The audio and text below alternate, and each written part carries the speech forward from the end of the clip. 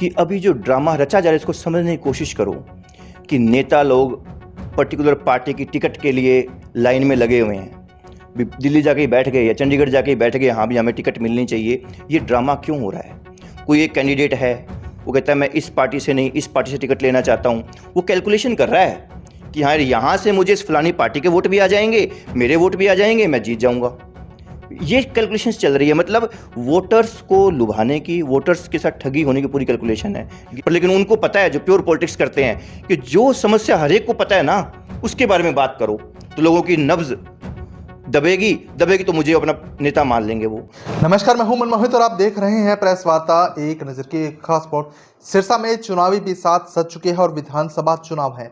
CA दरवेश स्वामी इस वक्त हमारे साथ हैं, उनसे खास बातचीत करेंगे। सर, पहले जानना चाहेंगे, रोड शो निकाला, जागृति यात्रा निकाली, क्या पूरा रिस्पॉन्स रहा उसका?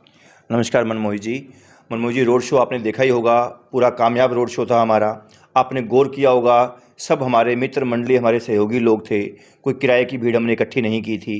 आप पूरी स्ट्रेंथ देखिए, कितने लोगों ने हमारा उस रोड शो में साथ दिया।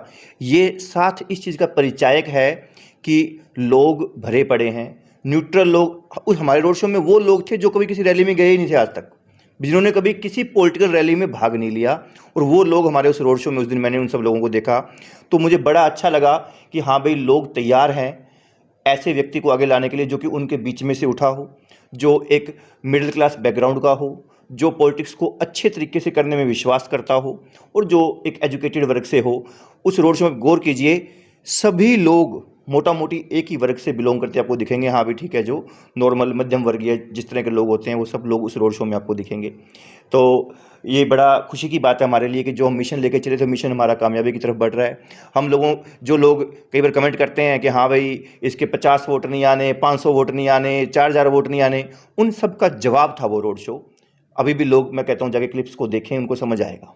अच्छा, रोड शो ने रिकॉर्ड कायम किया सर, मान लिया आपकी बात। हाँ जी। लेकिन हम सोशल मीडिया प्लेटफॉर्म्स की बात करें, जब भी आपकी वीडियो पोस्ट होती है या जब आप पोस्ट करते हैं, हाँ जी। तब लोगों का एक सवाल बड़ा अहम होता है कि 5 साल आप कहाँ थे या फिर क्या किया, और चुनावों के अंतिम दौर में आप आ गए हैं, तो आपसे किस तरह की उम्मीद रखें? सर, ये क्वेश्चन आपने बिल्कुल सही पूछा है। मैंने भी इस क्वेश्चन को कई बार फेस किया है, बट वो, लेकिन उसका जवाब थोड़ा लंबा होता है तो कमेंट में मैं देना मेरे लिए पॉसिबल नहीं है, तो आपके थ्रू आज मैं देना भी चाहूँगा इसका जवाब। लोगों को एक बात समझनी पड़ेगी, आपके व्यूअर्स को भी कहना चाहूँगा कि आप 5 साल क्या चीज़ एक्सपेक्ट करते हैं। आप ड्रामा एक्सपेक्ट करते हैं या एक्चुअल कोई काम एक्सपेक्ट करते हैं? पहली बात तो लोगों का ये सही कहना है कि हम 5 साल तक राजनीति के अंदर नहीं थे। मैंने बारी बारी कहा है, हमारा डिसीजन ये मार्च अप्रैल महीने के अराउंड हम लोगों ने पॉलिटिक्स में आने का डिसीजन लिया था। दूसरा, इसका मतलब ये बिल्कुल नहीं है कि हम 5 साल समाज के अंदर नहीं थे, हम सामाजिक कार्यों में थे। आप हमारे कामों को एक बारी नज़र डालिएगा। पहली बात तो हम विधानसभा चुनाव का हमने नहीं सोचा था, तो हमारे काम कोई विधानसभा क्षेत्र तक सीमित नहीं थे, हमने उसके बाहर भी हमने काम किए। फर्स्ट एग्जाम्पल, हमने सिरसा के अंदर लगभग, चलो नंबर्स पे अगर बात ना भी करूं, लगभग 59 या 60 के राउंड वैसे नंबर है, हमने फ्री हेल्थ चेकअप कैंप्स लगाए। अपने आप में अच्छा नंबर है। आप 200 की एवरेज पकड़ लीजिए, 200 ओपीडी पकड़ लीजिए, लगभग 12,000 ओपीडी हो जाएगी। हाँ, हमें ये नहीं था कि हम चुनाव लड़ना, इसलिए हम बकरियां वाली गांव भी गए, हम अरनिया वाली गांव भी गए, हम मैनाखेड़ा भी गए, हम बेगू दड़बा सब गांव में हम गए हैं। हम मोची वाली जो विधानसभा में नहीं गए हम, क्योंकि हम जो तो काम नहीं गए, क्योंकि हमें नहीं पता चुनाव लड़ना है। जो जो हमारे लिए पॉसिबल हो पाया उन जगहों पे हम गए। सिरसा में बहुत से मोहल्लों में हमने लगाया, हमने कंगनपुर रोड पे सोनी धर्मशाला, प्रेमनगर एक सैनी धर्मशाला है, वहाँ लगाया। जहाँ जहाँ हमारे लिए पॉसिबल हो पाया वहाँ, जो हमने थेड़ मोहल्ले में लगाया हमने एक बारी। तो ये हेल्थ चेकअप कैंप्स हमने लगाए, बट चुनाव हमारे नज़र में नहीं था। अब आप देखिए कि जो असल के अंदर जो अपने आप को नेता कहते हैं, उन्होंने इस तरीके से हेल्थ के ऊपर काम किया क्या? ये पहला केस, पहला एग्जाम्पल था। लोग रिपोर्ट कार्ड मांगते हैं ना, मैं रिपोर्ट कार्ड की बात कर रहा हूँ। दूसरा, पूरे सिरसा के अंदर हमने सबसे बड़ा नशे के खिलाफ कैंपेन चलाया, अवेयरनेस का।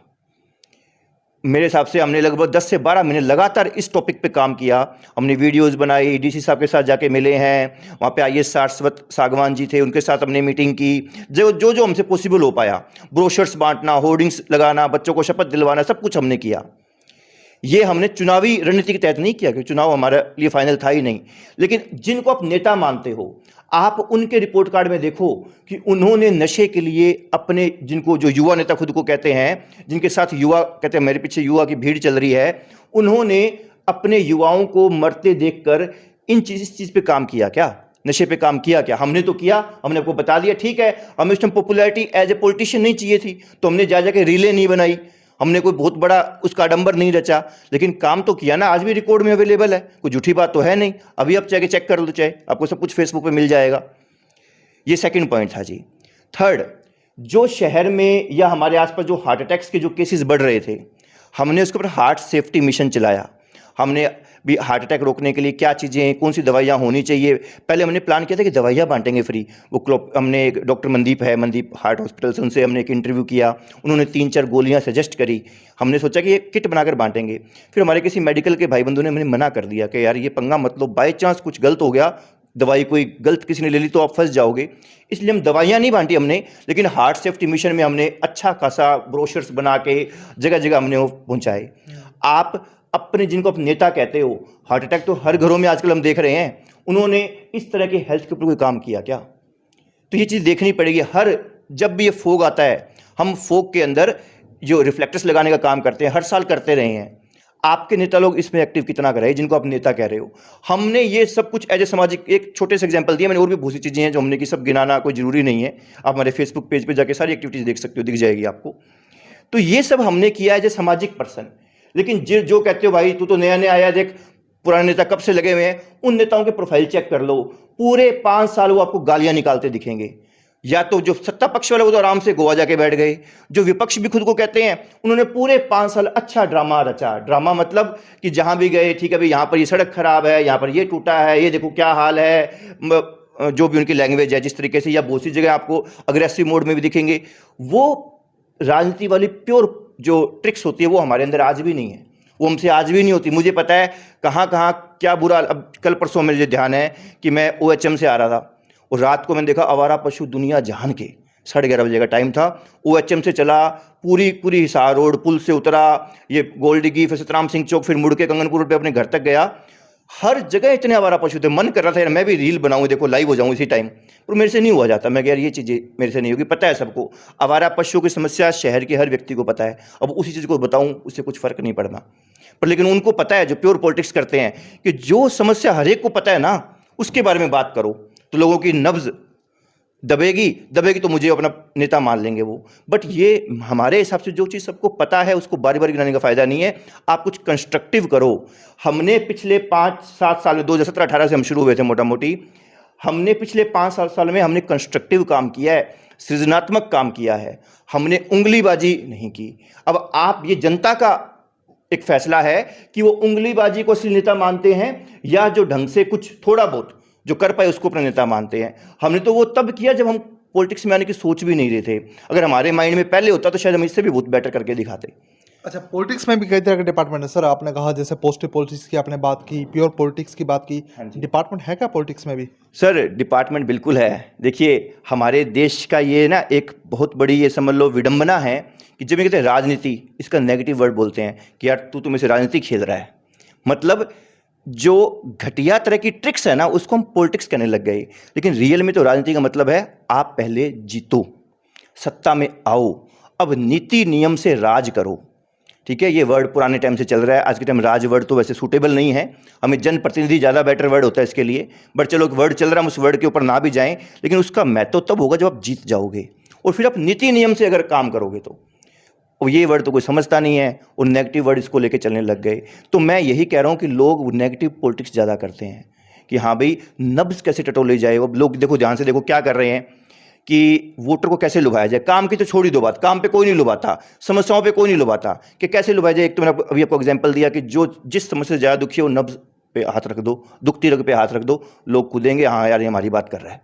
दूसरा, पता है कि लोग जाति के नाम पर चलते हैं, तो लोग जातिवाद के ऊपर भी बड़ा, अब मैं देख रहा हूँ डिस्कशंस बहुत जगह चलती है कि हाँ भाई पंजाबी वर्सेस बनिया इलेक्शन होने वाला है। मैं हमेशा कहता हूँ, शायद मैंने पहले आपको भी कभी कहा हो कि आप कर लो, आप जातिवाद पे राजनीति करो, खुल के करो, कोई समस्या नहीं है मुझे। बस एक चीज़ का वादा दे दो कि लेट्स सपोज कि मैं पंजाबी हूँ, और मैं पंजाबी कास्ट के ऊपर वोट मांग रहा हूँ भी। मैं अगर शहर के अंदर 40-45 हज़ार पंजाबी वोटर सारे मेरे को आने चाहिए, तो मैं मेरे पंजाबी भाइयों को गारंटी दे दूँ कि देखो भाई, तुम्हारे घरों में से कोई भी बच्चा ड्रग्स से मरेगा नहीं, ये मेरी गारंटी है, क्योंकि मैं तुम्हारा पंजाबी भाई हूँ। लेकिन सच्चाई पता है क्या है जी? 100 में से 70% जो बच्चे मरे हैं ना जी, सैकड़ों बच्चों में से, वो पंजाबी लैंग्वेज बोलने वाले बच्चे थे। भले ही वो चलो गरीब तबके से हो, अमीर से हो, एक अलग बात है, वो मैटर नहीं करता, लेकिन 70% पंजाबी बोलने वाले लोग थे। नहीं, एक बात बताओ सर, गारंटी की बात करें, जितनी गारंटियाँ पहले कभी दी गई हैं पूरी हुई हैं क्या? सर गारंटी तो हम भी नहीं दे रहे कोई।